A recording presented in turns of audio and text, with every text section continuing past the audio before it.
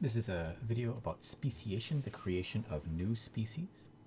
In the last one, we looked at mutations, variations, and adaptations as they lead to natural selection, and that can lead to big changes like the creation of whole new species.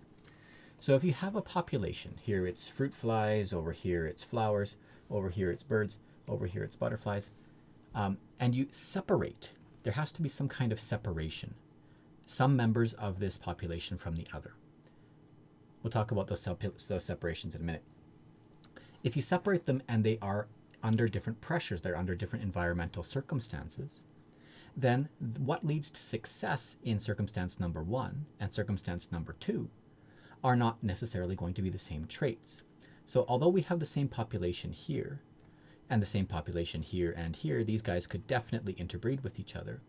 If you put them in a situation like here they're feeding these fruit flies starch and here they're feeding them maltose, they will, in this situation, become really good at eating starch and really bad at eating anything else. If you leave them in a maltose food source, then they will become really good at eating maltose but not really good at eating starch. And if you leave them there for many generations, when you put them back together, they are going to preferentially see the group that is most similar to them as being members of the same species, being potential mating partners. Now, it's not impossible that you might be able to get them back together, but in some cases, it is. So these barriers that are keeping things apart could be, we call them geographic, but it doesn't have to be to do with geography, physical barriers. They are things that are physically keeping the two populations separate, like here, 2 different cages. Or here, there's a valley with some plants growing on either side, and sea level rises and we have a flood. This is a physical barrier. This is keeping things definitely separate. Or they could be what we call either biological or behavioral barriers. And those biological or behavioral barriers are things like, are you singing the right song? Are you building the right nest?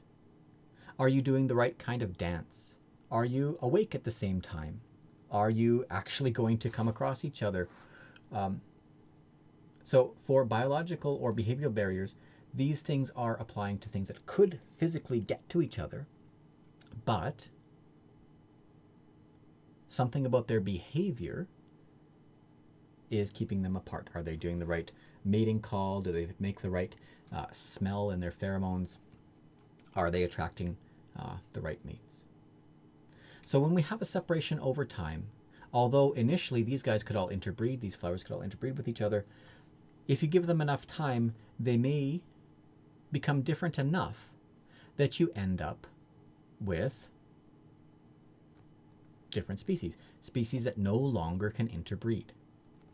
Now, the most famous example of this are the finches in the Galapagos, Darwin's finches, and we have one ancestor species spreading out to many different islands, and as we go to those different islands, we have different pressures, and we end up with different beak shapes, different diets, different colorations, all responding to their own unique microenvironment.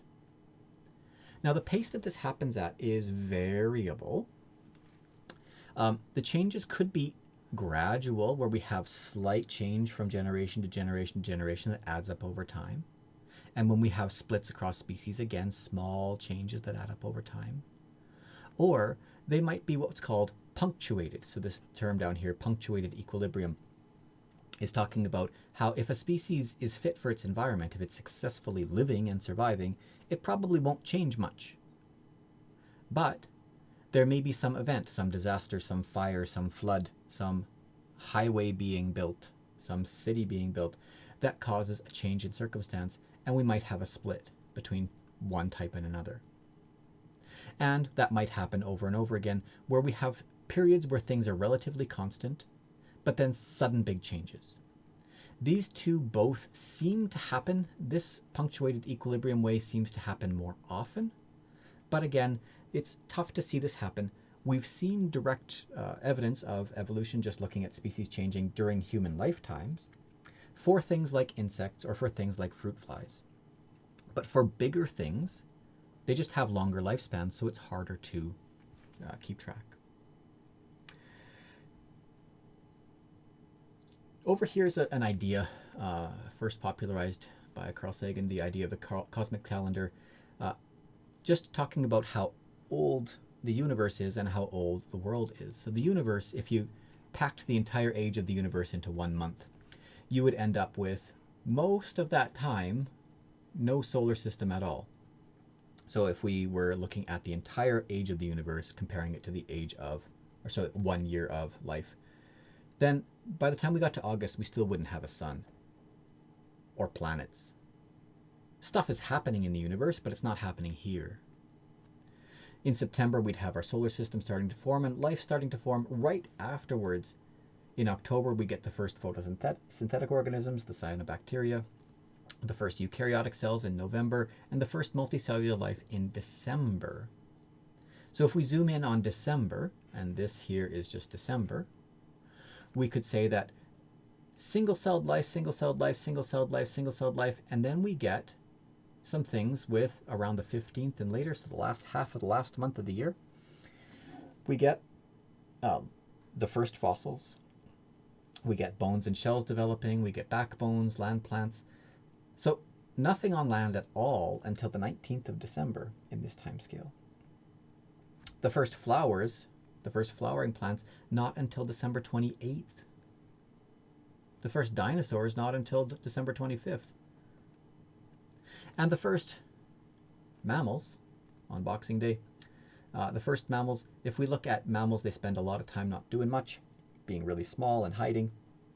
But after a really bad event in the Earth's history, the mammals had a really good advantage. They were warm-blooded.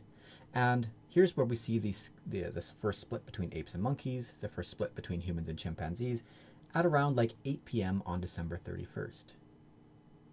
All of human history, all of recorded human history, is in the last few seconds of the last day of December in that year.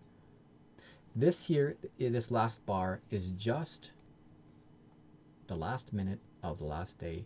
And everything we think of as being really, really old, we think back to maybe, sure, the beginning of China, would be on this time scale like 15 seconds ago. So when we're looking at the changes that happen in evolution, we say, okay, well, they're really, really slow, so are they really happening? And it's important to remember that we've only been around, humans have only been around for, well, modern humans versus whatever, we'll take it as anything that's humanish, from around 9 o'clock at night on the last day of the last year. We haven't been here for long, we haven't seen much, and we haven't started writing things down until about the last 10 seconds. So this time scale is important to keep in mind, that things happen slowly, but there's been a lot of time for them to happen. Billions of years, about 3.8 billion years of life on Earth.